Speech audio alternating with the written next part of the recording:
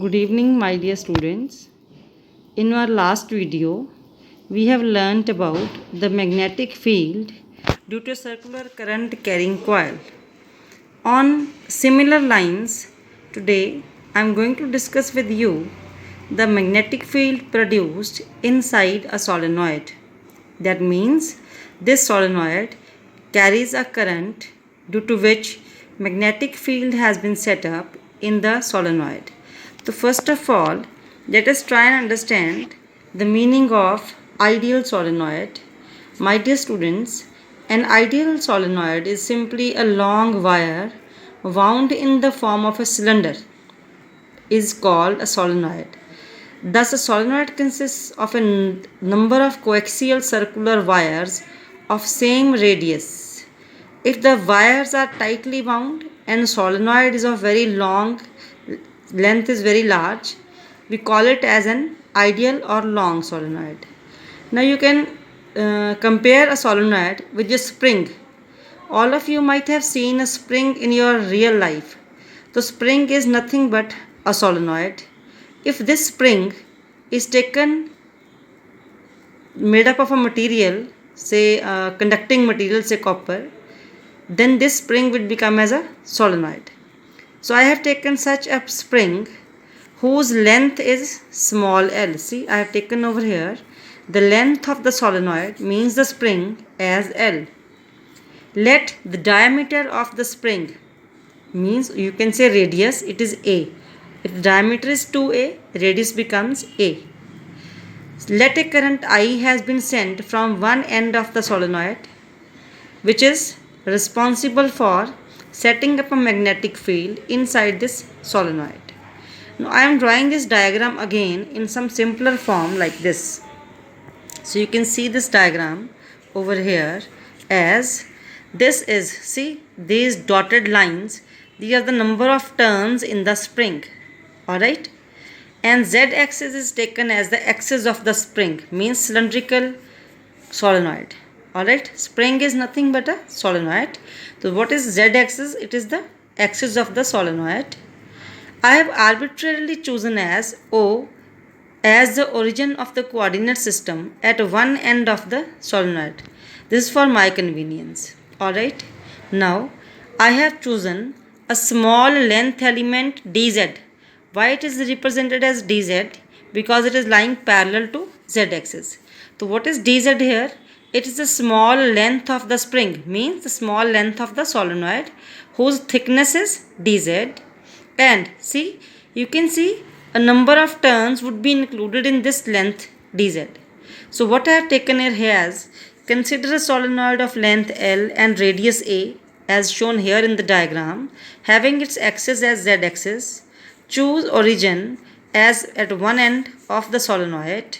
Now let P be the observation point such that OP is equal to R. So what is P here? It is the observation point, means the point where I wish to find out the magnetic field due to this current carrying solenoid. Now consider a small length element of the solenoid having thickness dz at a distance z from the O. So what is the distance of this length element from the arbitrarily origin O? It is z. We always measure the distance of center from the origin. So what is C here? It is the center of this elementary length portion. Alright, the OC will be equal to Z and OP will be equal to R. Now what will be CP? It is simply OP minus OC, means R minus Z. So why I am giving stress here on CP? See students, in my yesterday's topic, we have already done that the magnetic field is always produced at an observation point on the axis of a circular coil. So this ring, this dz thickness ring, it will consist of here as a circular coil whose thickness is dz and whose center is C. So we always take the distance of the observation point P from the center of that coil in my expression, which have I already explained you in magnetic field due to a circular coil. So what I need here is Cp. So that is why I need Cp, which is OP minus OC, which is equal to R. So what I do now, see, I'll join P to the any point A, which is exactly opposite to the center C. So what will be AC? It is the perpendicular from this point A on the axis.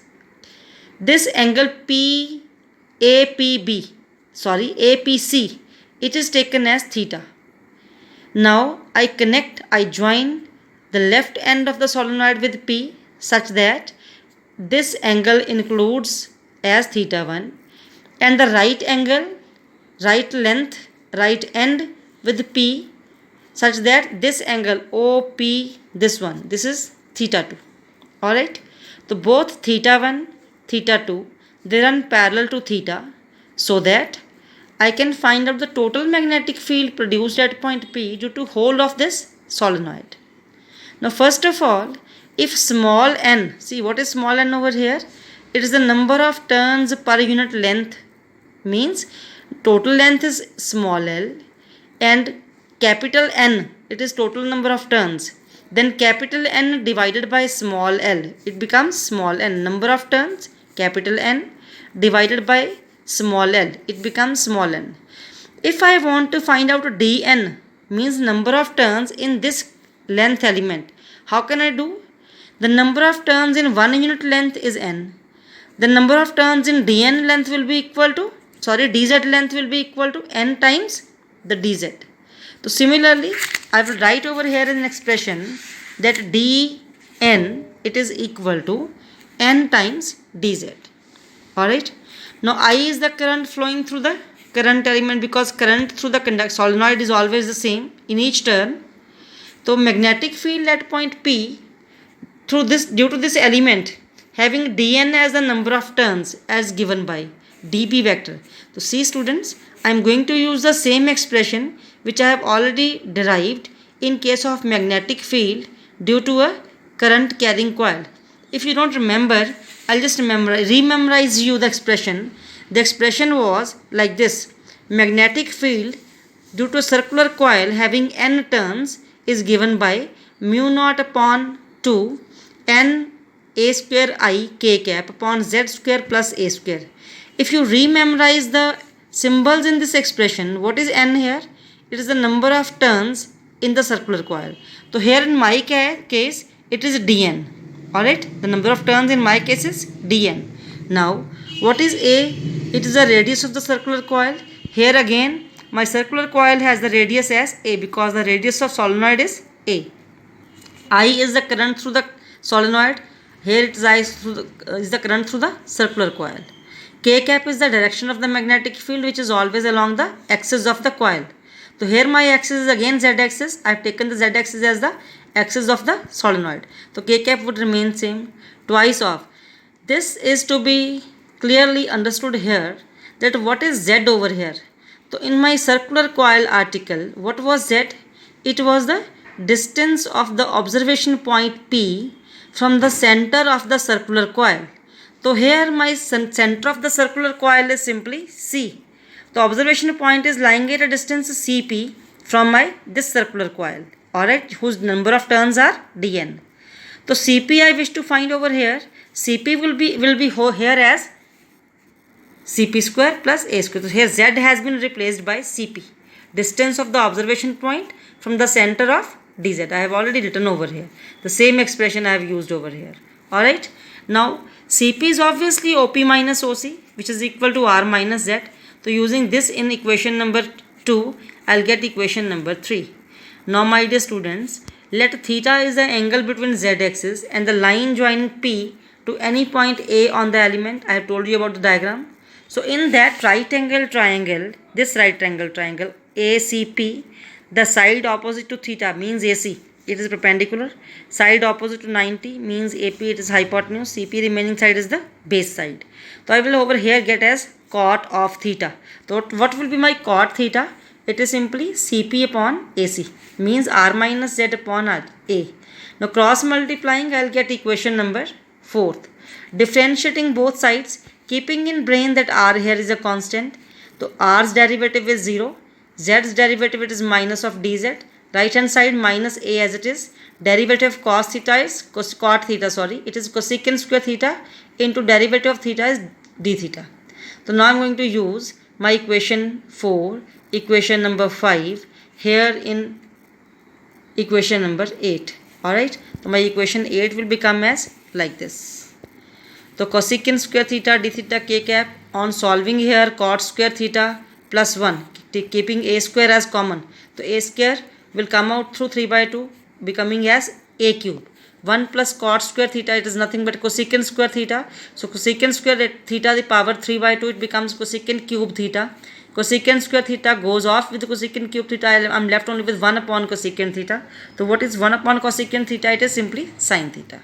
So I hope you have found this expression very easy to understand. This comes to be equation number 6. Here is only the physics. Now next is nothing but the integration. This is the small magnetic field at point P due to small length element dz. Now I wish to find out the magnetic field due to whole of the solenoid. So I have to integrate this equation 6 with respect to theta. So what are the limits of theta? See, the left end has theta is equal to theta 1 and the right end has theta equal to theta 2. So I will integrate this equation 6 in the limits from theta 1 to theta 2. On integrating and putting the limits, I'll get this equation. Alright, so which gives the magnetic field at point P due to whole of the solenoid. Let us take the special cases now. What happens if the observation point, if the solenoid is of infinite length? So in case the solenoid is of infinite length, come to the diagram again. This end tends towards infinity. If this end tends towards infinity, this line tends to be parallel to z-axis. In that case, theta 1 tends to 0. If this end tends to infinity, this line tends to parallel to z-axis, so that theta 2 tends to be 180 degree. So theta 1 tends to 0, theta 2 tends to pi, cos theta 1 1, cos theta 2 minus 1. Putting these values here in equation this one, I am left with b vector equal to mu naught into n into I, which is k cap. So this expression shows that well inside a long solenoid, the magnetic field produced due to a current I is simply a constant. See, you can see over here as a constant. Mu naught is a constant. What is n? Number of turns per unit length. It is always constant unless the solenoid is of constant length, and I is a constant current running through the solenoid. Expression for magnetic field inside the solenoid. K cap shows the direction is always along the z-axis, means the axis of the solenoid. Another special case comes over here as, now see, if my point P lies at one end, say right end of the infinite solenoid. If the solenoid is finite length, and P end shifts towards right, so what happens, my dear students? Now see over here in the diagram that if P shifts over here towards the left end, what do I get?